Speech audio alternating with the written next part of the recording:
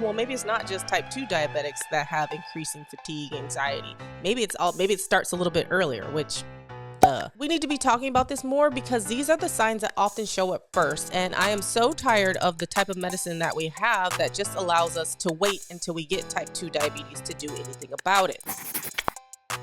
When I'm working with clients who are, fatigued, have a lot of anxiety, are not sleeping well, or are really stressed out, I often will do a deep dive in their lab work. And one of the things I commonly see in this population is often prediabetes.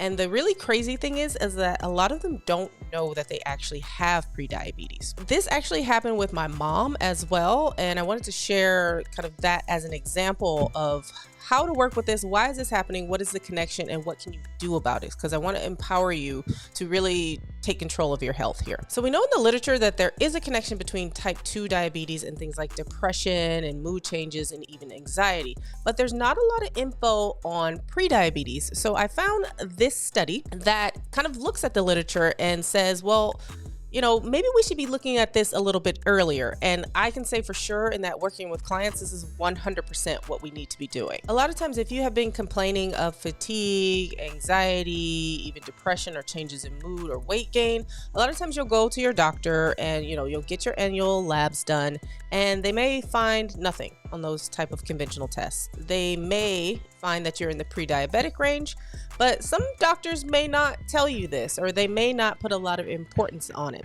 This actually happened to my mom, and she brought her lab results home, and I looked at them and I go, Mom, you're in the pre-diabetic range. Like, what's going on? And she's like, what? My doctor didn't say anything to her. And I see this quite often in the clients who often come to me after they've seen their doctor but haven't changed their symptoms at all. And oftentimes the doctor will just maybe tell them, oh, just exercise and eat better. And they don't walk away with a particular plan, and they don't have a lot of tangible information on what actually to do. So I wanted to share with you the common advice that I give. Of course, I have to give the caveat to talk with your doctor before implementing, any supplements or anything like that. But these are the most common things that I see that really truly reverse the prediabetes, even in a lot of cases can help you reverse type 2 diabetes.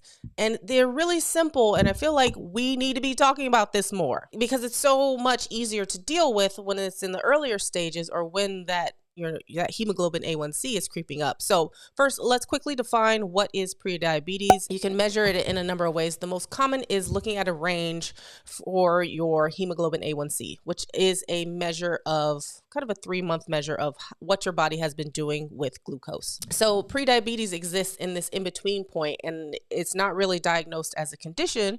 And a lot of times, again, your doctor may or may not say anything about it, or they may just give you some vague advice. So if they tell you something like you need to work on your nutrition, what does that mean? What I like to do is really evaluate what have you been eating. And I will often go into detail and have you track what you've been eating for at least a week so that I can then review it and take a look. A lot of my clients have traditionally been on a SAD or standard American diet, lots of processed foods, or even they may have a bit of a healthier, cleaner diet, but may not be actually getting a lot of nutrient value or may be eating a lot of processed carbohydrates as well. So what we often need to do is determine what does an optimal diet look like for you. And when I say diet, I don't mean calorie restriction necessarily. I mean what you eat day in and day out, kind of your lifestyle. What should that look like for you? And often I'll do this by starting after we've tracked, is actually then going to a simple macro calculator and start to break it down. Now, this is not perfect. I have yet to figure out a perfect way to do any of these things, but I don't let perfection get in the way of giving us a starting point. And we can always tweak the macros as we go along, changing the percentages of carbs and fats or protein or whatever we need to do that meets your specific need. Using my mom as an example, and I will share her results. She gave me the permission. So using my mom as an example, we calculated her macros and we looked at what she should be eating. She should have been sitting around 1750 to 850 calories per day. So we use that macro calculator. It's based on her exercise, based on her height, her weight. Is it perfect? No, but it's, again, a place to start. So we use that, and then we're able to come up with something realistic based on what her exercise was also going to be. Then we also started to take out, in her case, it was a lot of processed food. She loved chips. She still loves chips, but it was constantly kind of snacking throughout the day rather than sitting down and eating balanced meals. So we figured out ways to help meal prep. We figured out ways to make sure she was getting enough protein because she was way under what she should have been getting for protein. And we came up with a simple plan. It didn't involve her being in the kitchen all day. Simple, easy things to meal prep to keep her diet in control. She could still have some chips, but she couldn't eat the whole family-sized bag in one sitting. And then also we looked at her alcohol intake. So we needed to cut back on the amount of red wine. I'm always an advocate of moderation, but when your body is telling you something and when you're getting back your lab results and something is out of alignment, that's when we have to cut back on things. So we cut back on the amount of red wine. And with her, we also added in like a protein shake to add in another source of protein. So it was very simple, it was very doable, and it was very easy. If it's not easy, she wouldn't do it because that's my mom. So it wasn't just the advice of, oh, eat better. It was, here is our goal and here are some steps on how to get there. And it was easy to keep her accountable as well because I made her track it and then I could take a look at it. So that was number one, looking at nutrition. Number two was looking at exercise. Another important aspect of dealing with diabetes, prediabetes, is, the glucose is kind of hanging out and not being taken up by muscle cells. So a great way to do this is to exercise and to start to build more lean muscle mass that will require more glucose as well. So with her, we started very simply. It was just adding in walking kind of 20 to 40 minutes a day. Especially when the weather was nice, she often would do more just because it became a source of stress relief as well. Then once she was okay with that, we added in strength training 2 to 3 times a week. Again, simple compound movements, upper body, lower body, and then maybe a full body day, about 30 minutes. Simple in and out. She actually did it at home. She didn't even go to the gym. And either it was a routine that I created, just simple lifts, or it was something on the Peloton with the Peloton app that has resistance training.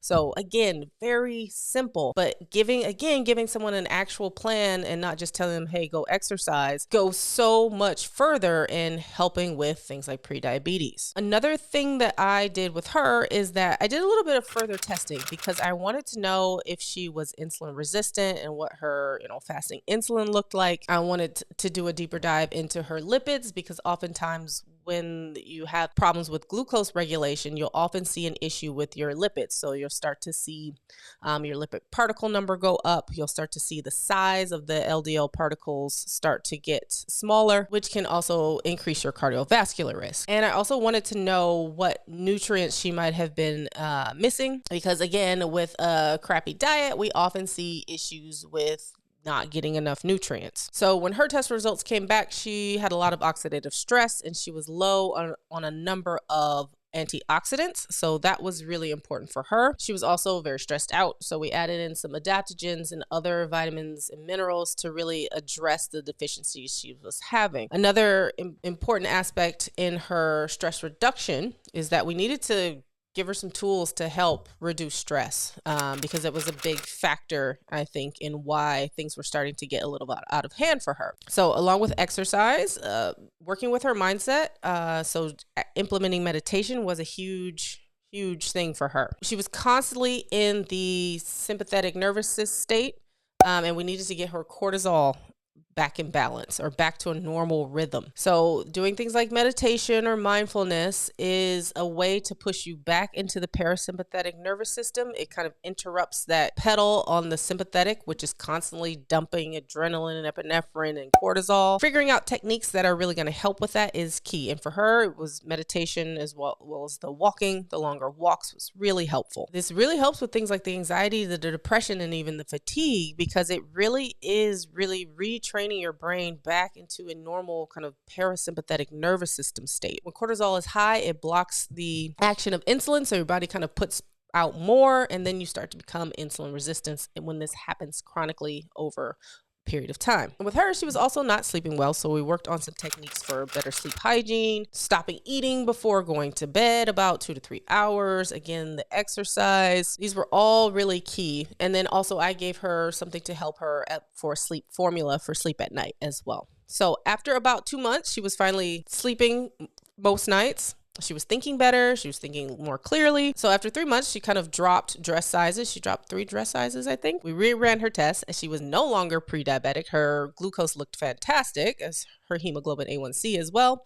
And she had less anxiety. So I share this story with you to show the importance of like pre-diabetes. One, talking to your doctor, making sure that they're going through your lab results with you. If you have a question about something, being able to ask about that and the importance of that and the mechanism behind that, because I want to empower you to be able to take control of your own health. And I want to emphasize the importance of prevention, because why should we wait until we get type 2 diabetes in order to do something about it? You don't want to just go on medication. At least most of my clients don't. Empowering you for your health, empowering you with the knowledge and also the know-how of what to do, I feel is really, really crucial. And knowing that there are steps you can take before you get there, but you have to be proactive in your health. And just to also open up the conversation of the importance of addressing prediabetes and how it might be affecting things like fatigue, anxiety, and depression. Again, not a lot of studies. You can check out this one. I'll leave the link below. That really is the first study I've seen that made the correlation between, oh, well, maybe it's not just type 2 diabetics that have increasing fatigue, anxiety. Maybe it starts a little bit earlier, which duh. So I hope that this video was helpful. I hope that you learned something. And if you have any questions, leave them down in the comments below.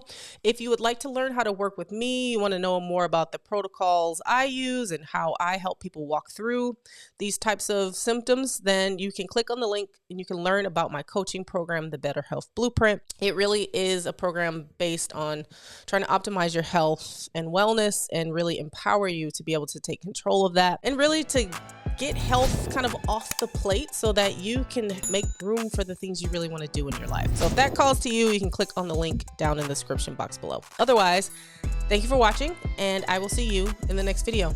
Bye.